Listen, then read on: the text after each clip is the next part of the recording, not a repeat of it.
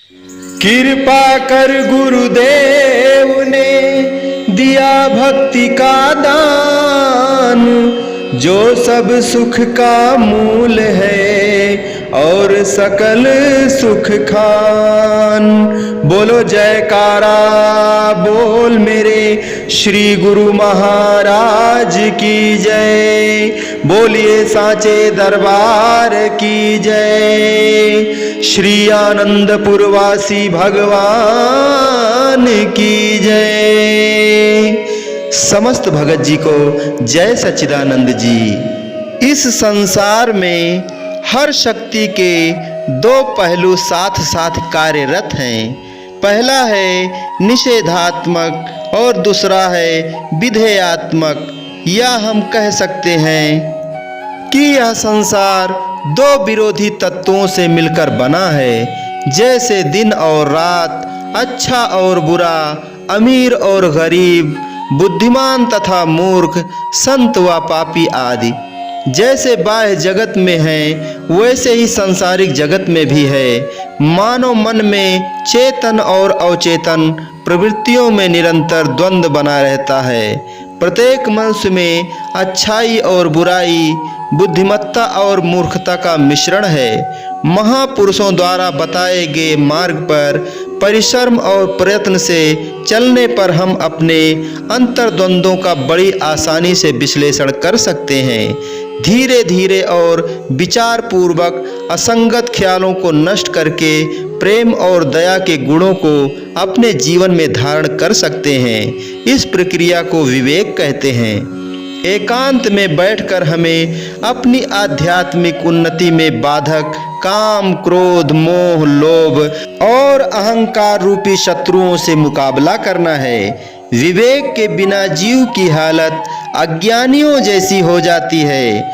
उसकी बुद्धि पाप, पुण्य, तथ्य, सत्य तथा विचार और नियम के भेद को नहीं समझ सकती। यह विवेक हमें कहाँ से प्राप्त होगा? विवेक की प्राप्ति महापुरुषों से ही हो सकती है। इसलिए महापुरुषों द्वारा बताए गए मार्ग पर चलकर हम अपने भले बुरे की परख कर सकने की क्षमता को प्राप्त कर सकते हैं। इस क्षमता को प्राप्त कर लेने पर ही हमारा मन संयमित व संतुलित हो जाएगा। ऐसा संयमित मन ही हमारी कमजोरियों को दूर करने में हमें सहायता देता है और उन्नति के लिए हम में परिवर्तन लाता है। सुख और शांति पाने में असफल होने के कारण जो चिंतित हैं उनका मार्गदर्शन और सहायता करता है और उन्हें अंधकार से प्रकाश की ओर ले जाता है। संत मत यह एक व्यापक धर्म है जो साधकों में आत्मज्ञान, प्रेम, दया, सत्य और वास्तविकता का जीवन प्रदान करता है। आध्यात्मिकता साधक के मन तथा बुद्धि के क्षेत्र से तुच्छ, व्यर्थ और दूषित विचारों को नष्ट कर देती है। इसका मुख्य कार्य मन को शांति प्रदान करना तथा जीव को मुक्ति दिलाना है। यह आत्म खोज का मार्ग है। सांसारिक वस्तुओं में कुछ भी वास्तविकता प्राप्त नहीं हो सकती। जैसा कि हम श्री सद्गुरु दाता दयाल जी के मुखारविंद से अमृतमयी वचन को सुने हैं, उन्होंने बताया है कि दुर्भाग्य से लोग प्रकाश, मानसिक शांति और मुक्ति को बाह्य वस्तुओं में ढूंढ रहे हैं। स्वयं में ही गहन डुबकी न लगाकर वे व्यर्थ ही भौतिक जगत में अपने उद्देश्य की प्राप्ति का यत्न कर रहे हैं। इस संसार के सभी पदार्थ निरंतर परिवर्तनशील हैं और इनका नाश अवश्यंभावी है। इन पदार्थों के नाश के साथ साथ पदार्थों से प्राप्त आनंद व सुख चिंता और दुख में परिवर्तनशील हो जाता है। कितना आश्चर्य है कि हम अनंत सत्य ईश्वर और आत्मा को संसार के इन सीमित पदार्थों और विषयों में खोजने का प्रयत्न करते हैं। क्या यह समय को व्यर्थ में खोना नहीं है कि हम धन, दौलत, सम्मान और पद की झूठी आशा में उनके पीछे पीछे हमेशा दौड़ते भागते रहते हैं? यह जानते हुए भी कि इस संसार के पदार्थ हमारे कदापि नहीं हो सकते, हम फिर भी उनको अपना बनाने में लगे हुए हैं। इसे आसक्ति कहा जाता है। इस तथ्य से कोई भी इनकार नहीं कर सकता कि संसारी पदार्थों से अलग होने के विचार मात्र से हम दुखी, शोकाकुल और उदास हो जाते हैं। ऐसे कठिन समय में मनुष्य को विवेक शक्ति से काम लेना चाहिए, जो उसकी शांति बनाए रखती है और उसे दुखों के गर्त में गिरने से बचाती है। ऐसे समय में इष्ट देव सद्गुरु के पवित्र वचन हमारी रक्षा करते हैं। दुख और विपत्ति की घड़ियों में भी हमें शांत रहना और मानसिक संतुलन को बनाए रखना सिखाते हैं। यहाँ तक कि दुख और शोक के समय में भी सद्गुरु का सच्चा सेवक दुखी या शोकाकुल नहीं होता। मालिक का आशीर्वाद तथा उपदेश उसको सुख और शांति प्रदान करता है।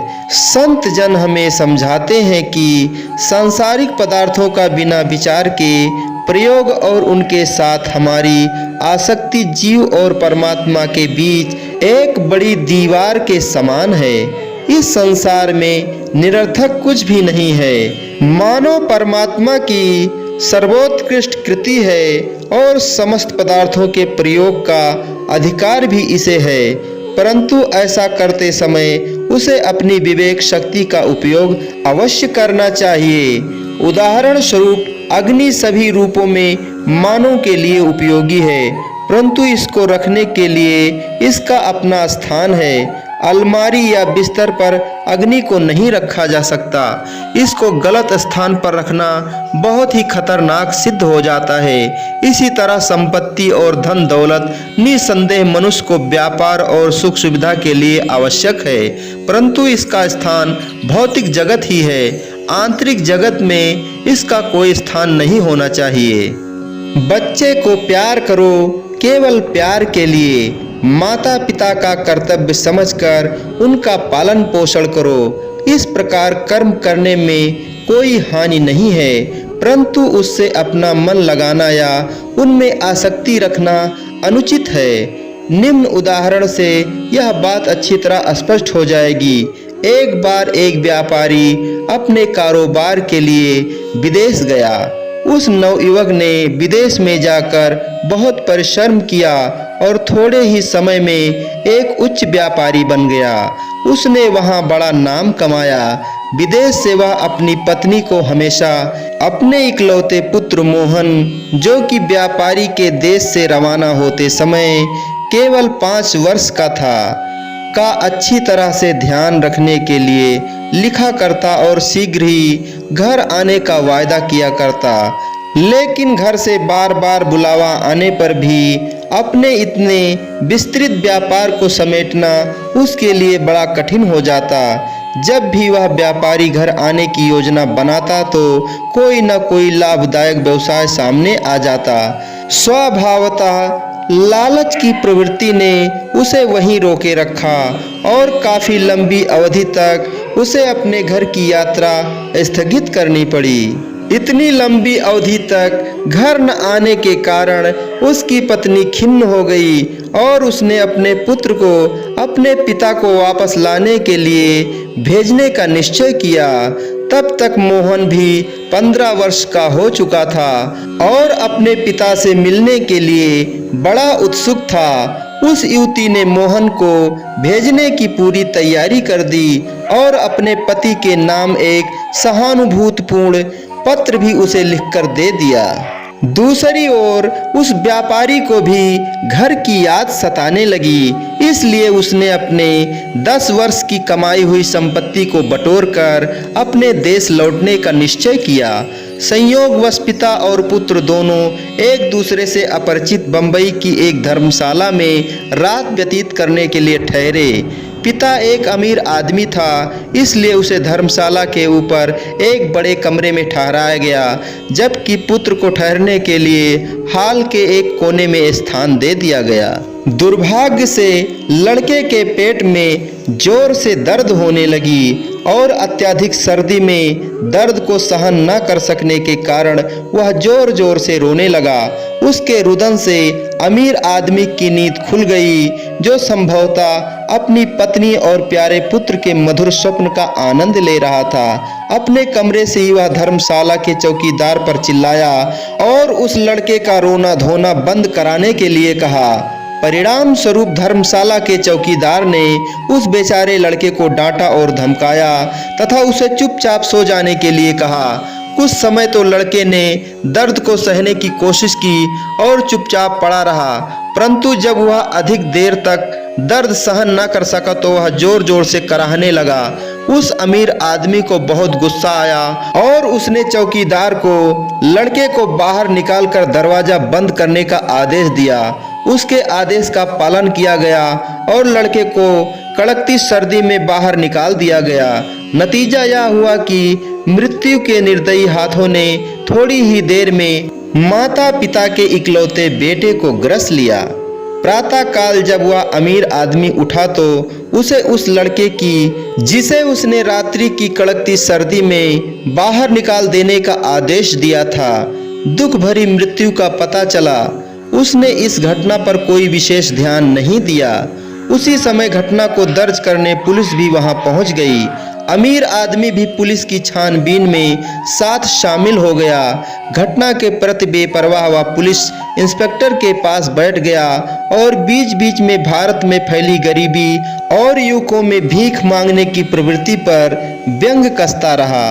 उस लड़के के सामान से उसकी कुछ भी जानकारी नहीं मिली, परंतु जब उसके पहने हुए वस्त्रों की तलाशी ली गई तो विदेश में रहने वाले एक अमीर आदमी के नाम लिखा एक पत्र मिला।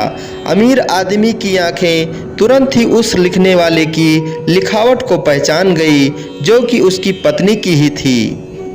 उत्सुकतावश उसने झट से पुलिस इंस्पेक्टर के हाथ से वह पत्र खींच लिया और शीघ्रता से उसमें लिखी हुई वार्ता को पढ़ लिया, जिससे उसे पता चल गया कि वह मरने वाला उसका ही पुत्र था, जिसे उसकी पत्नी ने उसको घर वापस लाने के लिए भेजा था। उसकी आंखों के आगे अंधेरा छा गया और वह पुत्र के मृत शरीर को गले लगाने के लिए दौड़ा। पश्चाताप करते हुए और खूब आंसू बहाते हुए वह बोला, प्रिय पुत्र, मैं ही तेरे लिए कितना निर्दयी हो गया। हाय मेरे पुत्र, तूने मुझे रात को ही अपना परिचय क्यों नहीं दिया? अब मैं तुम्हारी माँ के पास तुम्हारी मौत की खबर लेकर किस मुंह से जाऊंगा? ऐसा रोता बिलखता हुआ इकलौते पुत्र के मृत्यु का सदमा उससे सहन नहीं हुआ और उसने उसी समय वहीं प्राण त्याग दिए। इस प्रकार अहंकार, लोभ और आसक्ति, इन तीनों दोषों ने उस अमीर आदमी के पूरे परिवार का सत्यानाश कर दिया। यदि उसने बुद्धिमता से नम्रता और दयापूर्वक कार्य किया होता तो उस परिवार का इतिहास कुछ और ही होता। इसीलिए हमारे सद्गुरुदाता दयाल जी फरमाते हैं, सांसारिक वस्तुओं से और सांसारिक रिश्तों से आसक्ति मत रखो, क्योंकि वह तुम्हारे अध्यात्म मार्ग में बाधक बनेंगे और तुम्हें परमात्मा तक नहीं पहुंचने देंगे। तो गुरुमुखों, सद्गुरु द्वारा फरमाए हुए वचनों का हम पालन करें और उनके हम प्यारे बन जाएं, उनके धाम पहुंच जाएं और उनमें लीन हो जाएं। बोलो जयकारा बोल मेरे श्री गुरु महाराज की जय। बोलिए सांचे दरबार की जय। श्री आनंदपुरवासी भगवान की जय। समस्त गुरुमुखों को जय सच्चिदानंद जी।